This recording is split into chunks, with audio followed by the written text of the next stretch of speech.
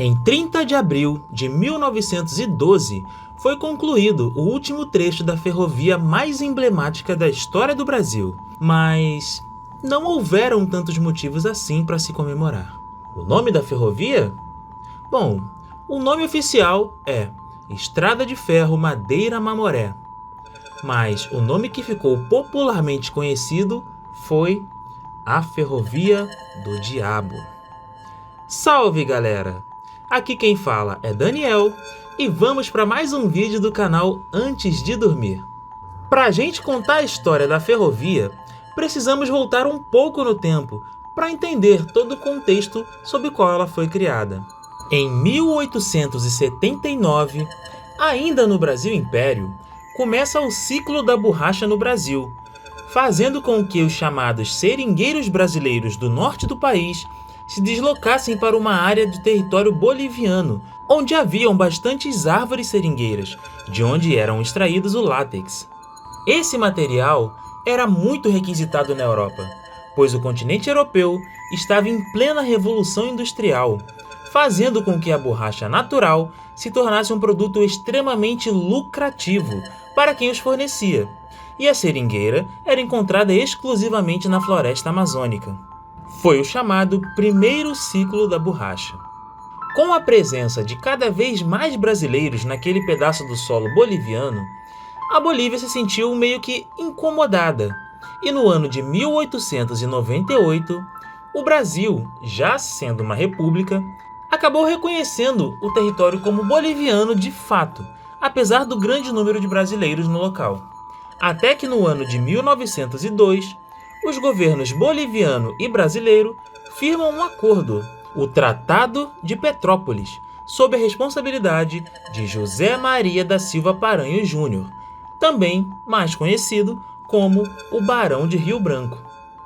Nesse tratado, ficou definida a compra do território boliviano pelo Brasil, pelo valor de 2 milhões de libras esterlinas, e a construção de uma ferrovia que partiria de Porto Velho, em Rondônia, e passaria pelos estados do Amazonas e a divisa do Mato Grosso.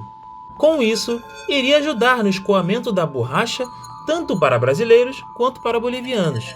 O território comprado pelo Brasil, nos dias de hoje, é conhecido como o Estado do Acre, tendo sua capital chamada Rio Branco, em homenagem ao diplomata brasileiro. O mega empresário norte-americano Percival Farquhar foi o responsável pela construção da ferrovia e deu início aos trabalhos no ano de 1907, que contou com um total de cerca de 20 mil trabalhadores de 25 nacionalidades diferentes, além dos brasileiros, que em sua grande parte eram os habitantes da região norte e os retirantes da seca do Nordeste, que buscavam melhores condições de vida. Porém, aqueles trabalhadores não sabiam o que lhes aguardavam na densa floresta amazônica, e o que parecia uma simples ferrovia ganhou o apelido de Ferrovia do Diabo. Junto com o começo das obras, começaram também os problemas. Os locais por onde a estrada de ferro passaria eram totalmente insalubres e continham rios, cachoeiras, subidas íngremes e mosquitos. Muitos mosquitos. Um a um, os trabalhadores começaram a sofrer de doenças tropicais, típicas da Amazônia, além de doenças importadas dos trabalhadores vindo principalmente do continente europeu, como escorbuto, cólera e varíola.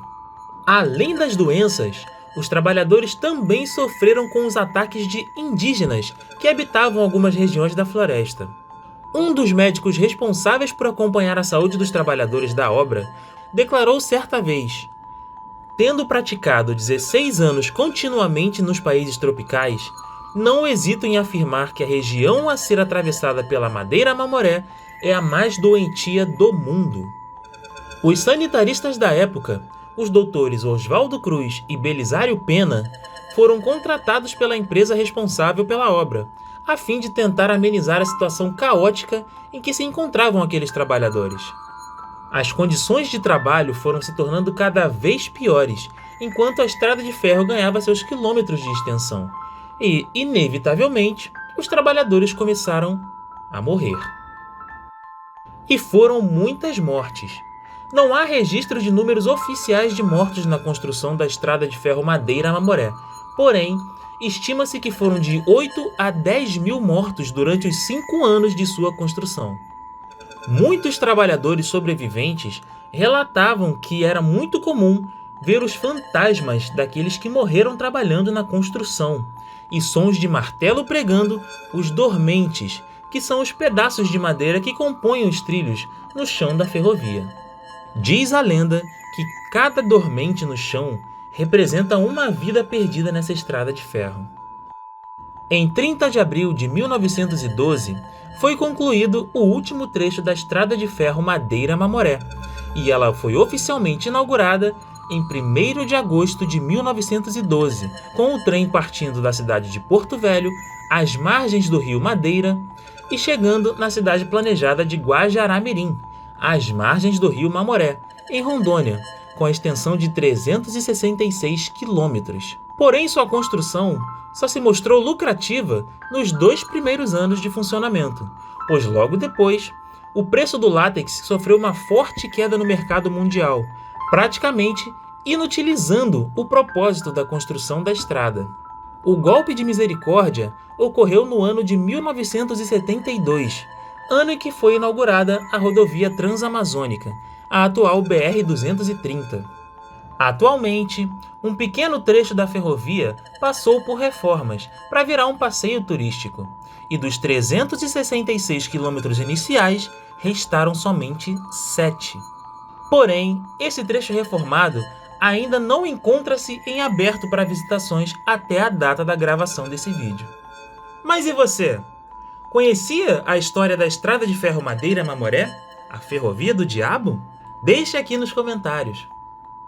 Bom, pessoal, e aqui a gente vai terminando o vídeo. Clica no botão de se inscrever e ativa o sininho de notificação na opção Todas para receber uma notificação toda vez que sair vídeo novo aqui no canal. Deixe o like, um forte abraço e até a próxima com mais um vídeo para assistir antes de dormir.